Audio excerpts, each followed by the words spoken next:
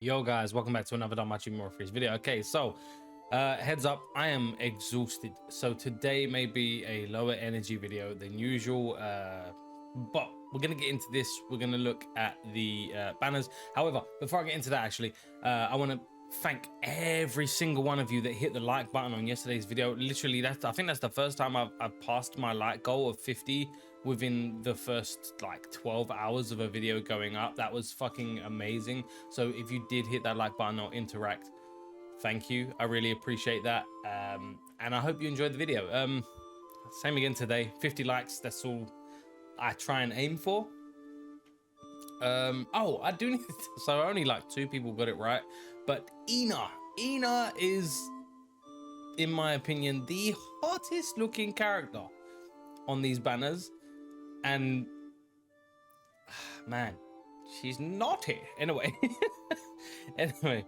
I'm tired. Right, so we're gonna look at these banners. I'm gonna give you a rundown of my opinion of whether I think, or when I think, or what. Let me read, you know what, let me think and then speak. So I'm gonna give you a rundown of what I think of the banners. Do I think they are worth summoning on? And if they are worth summoning, what would make them worth summoning for you?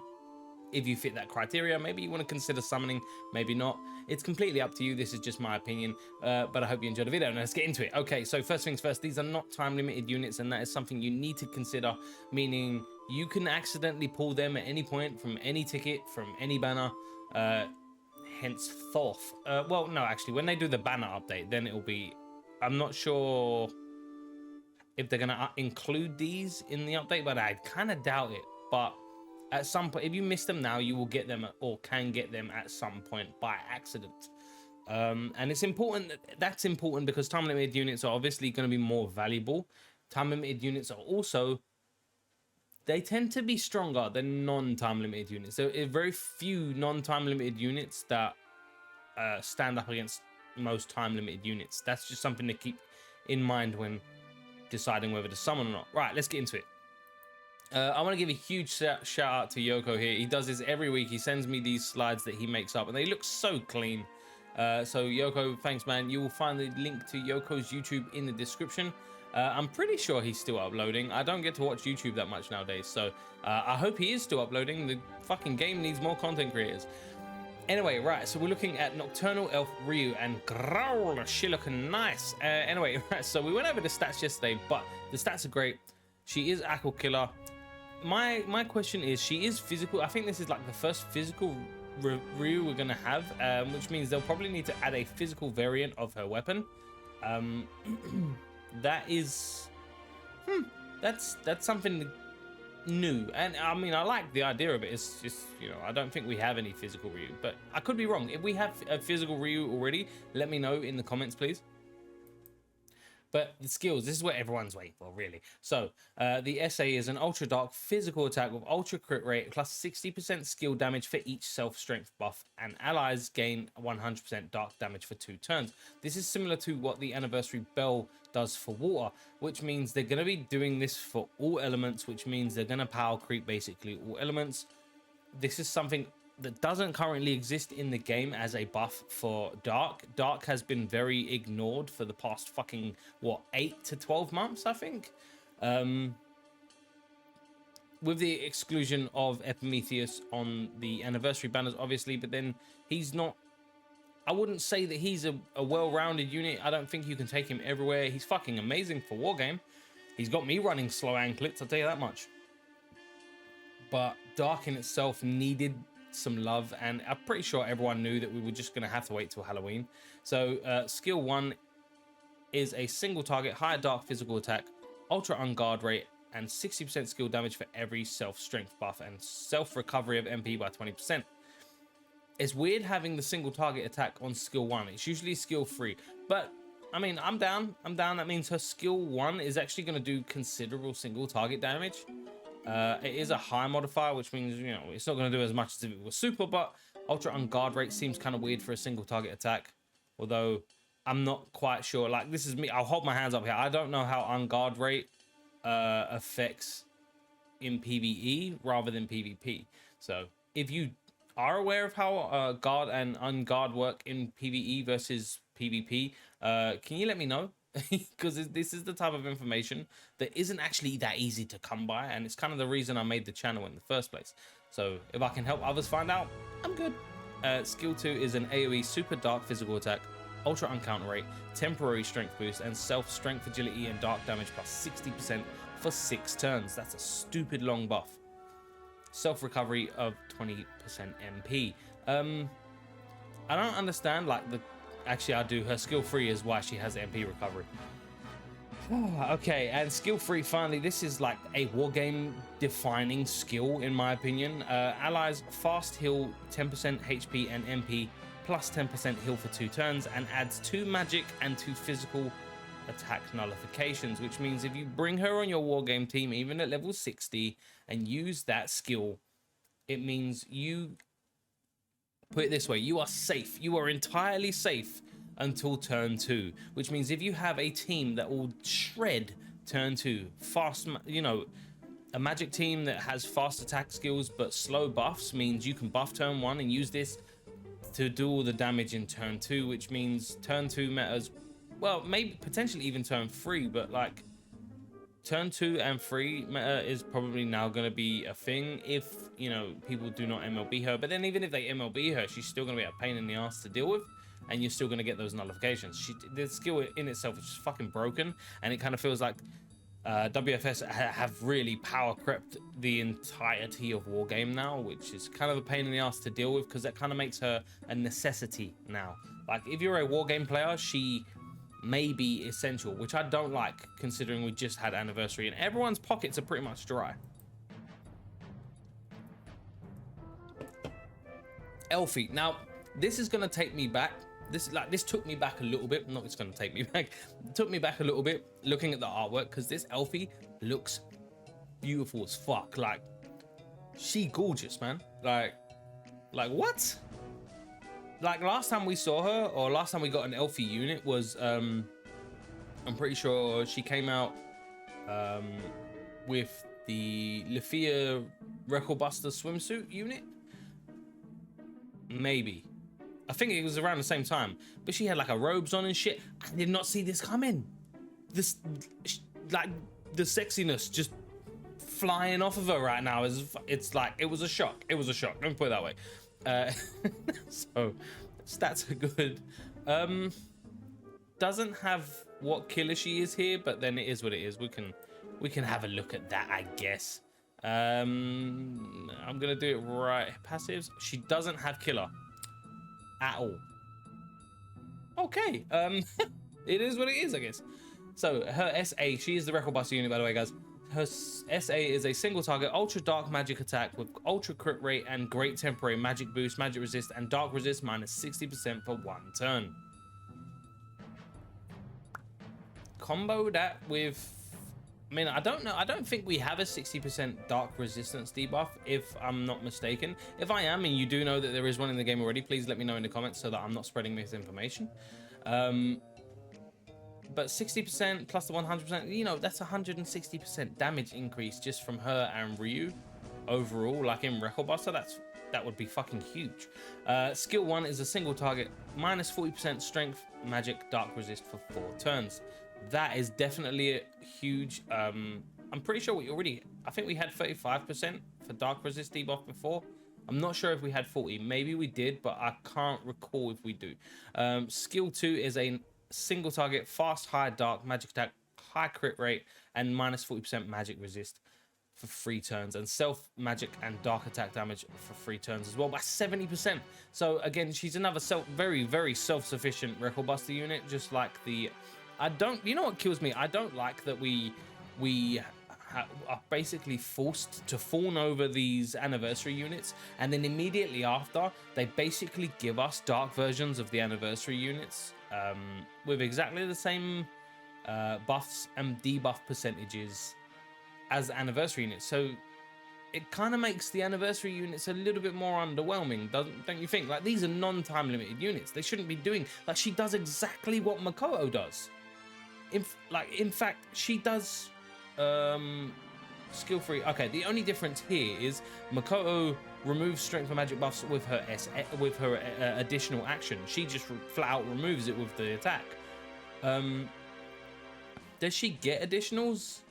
She does get additionals on her skill 1 of a mid dark magic attack. So she's just gonna do damage with her additionals. But she does everything Makoto does just for dark. And we were expected to believe that Makoto was an anniversary unit. So what's the fucking difference here, man? Like, this just seems stupid.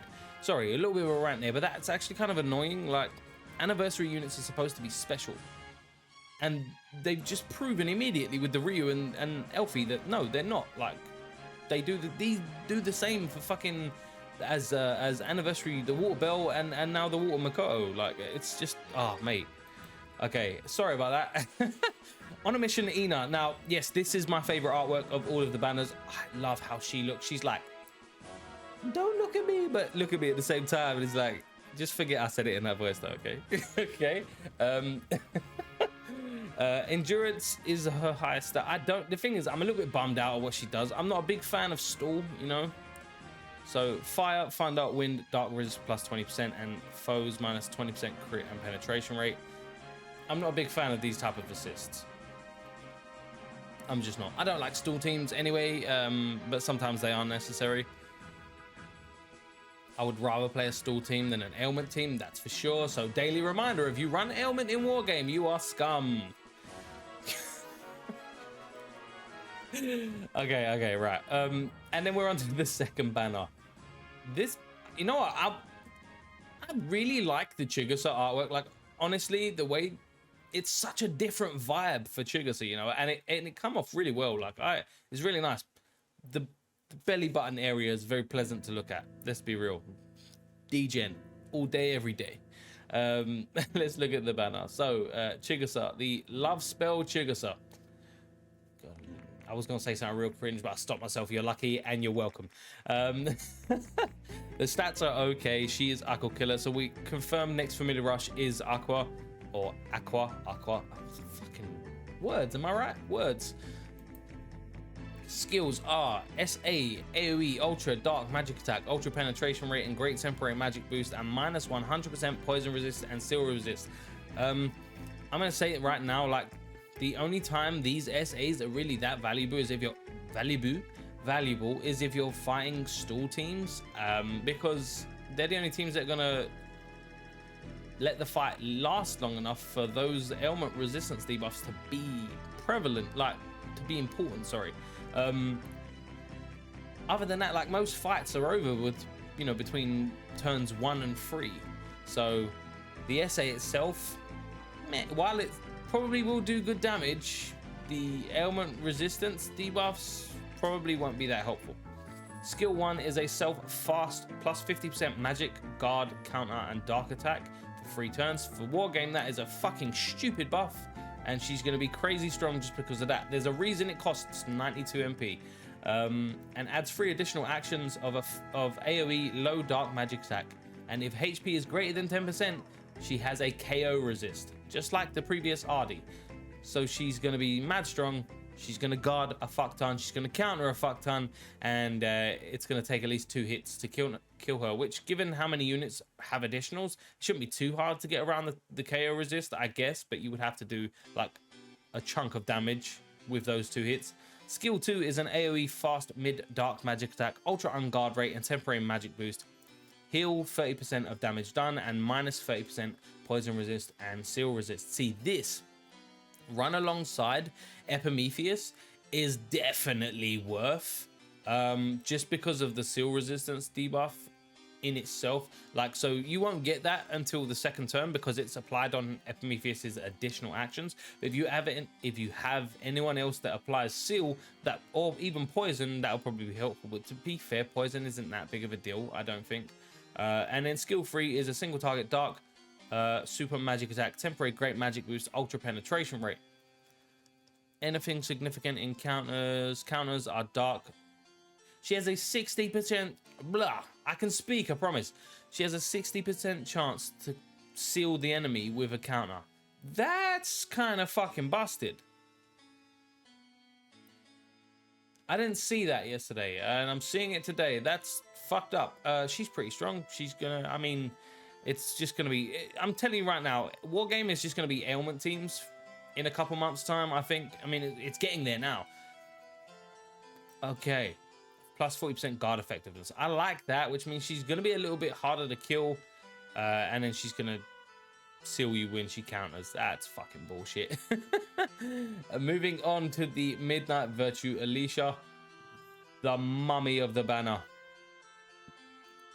If you don't know why I call her that, then you're just not old enough to be watching my videos. I'm sorry. Okay, she's a balance type. Wait, she's a magic attack type? Really? With that magic and that I don't think she's a magic attack type. She's got to be balanced, right? Like that strength and that magic. That magic's not high enough to be considered. That's like, that stat is like fucking 2 years ago. Come on, WFS power creep more than that. There's no killer on there. And then, okay, these skills are, the SA is an AoE ultra wind magic attack, ultra crit rate, temporary great magic boost, and allies wind attack damage plus 100%. Like I said, they're going to be doing this for at least every element. I think we have a couple elements to go, like thunder and light probably still need this as well. I can't remember if fire got one during anniversary. Potentially did, but I don't know. Like anniversary was just so long. And heal plus 50%. Cool. Skill 1 is an ally's fast 30% HP heal, 30% HP regen for 3 turns, and it shortens MP basically all resistances, like all elements and all physical and magical resistance buffs by 3 turns, which is a pretty decent. It's not. I mean, I won't say debuff. It's a shorten. Skill 2 is an AoE fast high wind magic attack, ultra uncounter rate, crit rate and pen rate minus 40%. For 5 turns, allies magic and wind damage plus 40%. Okay, and then skill 3 is a single target high wind magic attack, ultra uncounter rate and temporary magic boost. Allies remove ailments. Okay, I'm pretty sure now you can essentially run a magic wind team that is like pseudo stall because of this. If you use the Wind Lily from Anniversary, the Lefia from pre-Anniversary, and now this, and then maybe one other, like that team might do some shit. I'm not sure. But then I'm not the best person to ask. My wargame experience and understanding is very average. I get help with everything when it comes to wargame. But see, this is the great part about my channel. I never claim to be great. I get information and I pass it on to the people that need it. That's where I'm at. And then finally, the Secret Crush Seer. Now, listen, I have to point out the fact that everyone else gave a little bit of cleavage away, but Seer basically split right down the middle and you can see the whole amount of her cleavage. And I'm not mad about that. I'm not mad about that. In fact, I appreciate it. Like, if nothing else about this game right now, I appreciate this artwork and the amount of boobs I can see at any one point. Given like 2 to 3% of my viewers are female, I don't know why do you watch me. Like, this can't be acceptable. You know, like at least once a video I put my hand on my head and I think to myself, what the fuck is wrong with me, you know? But it, you know, I'm comfortable with it, I guess. Magic is a decent magic stat, I ain't gonna lie. And then allies, magic plus 15%, wind and dark damage plus 20%. That is decent. Elemental assists are always worth the pickup, especially when they apply these buffs. So essentially running a combination of wind and dark team, or having an element assist that will work on 2 types of element magic teams is always going to be a good thing. And I think that was the final unit. That definitely was the final unit. Okay, so to summarize, if you're broke like me, you will have time to at least do 1 or 2 pulls, because there are a couple of units you're probably going to need 1 copy of, Ryu being one of them, and potentially even this Seer maybe the other if you don't have the element assists to go along with those elements. Unfortunately, WFS decided that they were going to milk as much out of us as they could during anniversary, specifically for this. But there are a few things that you need to keep in mind, that we are just around the corner from the end of the year nearly. That would mean Christmas, New Year's, and then next year February we have the collab banner.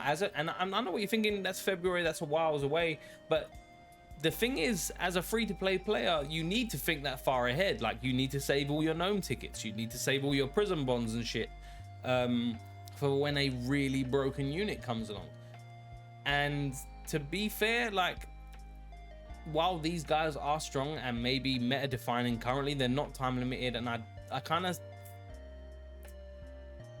the way Dark was treated last year, it's probably going to be the same this year as well. Wind is always hanging about here and there anyway, but Dark seems to get a buff and then gets ignored until next Halloween. So me personally, I'm going to do like 2 summons a banner. That's 1200 iris for me. I'm not going to complete them. I'm not going to finish them. It's not worth. I need to save for Christmas. I need to save for New Year's. I need to save for the collab next year. I need to be on point because its anniversary really screwed me, and I'm pretty sure it screwed a lot of people. If you currently have, and I don't know if you would, if you have this much iris left, how the fuck did it happen? Like, if you have between 8 to 12k iris left, you are good. Summon on these fucking banners, have fun, you know. Outside of that, I don't know, man. I can't say that I cannot say that trying to MLB every single unit here is going to be worth. I cannot justify spending 8,000 iris across both banners for this when I know Christmas and New Year's are coming and most of the player base need to save right now. So that's the whole point of these banners. They kind of need, you know, to draw you in with the boobs and the booty and the 100% element buffs, you know. So if you have the iris to spare, and I mean 8 to 12k, go for it. If you have below that, maybe go like halfway through the banner, I guess. But for the most part, I'm not going to be summoning more than a couple of, well, at least two summons on each banner, I guess. That way I get 1 guaranteed, and then, you know, I chance it with the second summon. But that's just my advice there, guys. I hope that was helpful. Please make sure to drop a like if you did enjoy the video. I hope you got something from it, and whatever you're doing today, wherever you are, whatever time it is, I hope it's an amazing fucking day. Thank you for being here. Thank you for watching it. I love you guys, and I will catch you in the next one.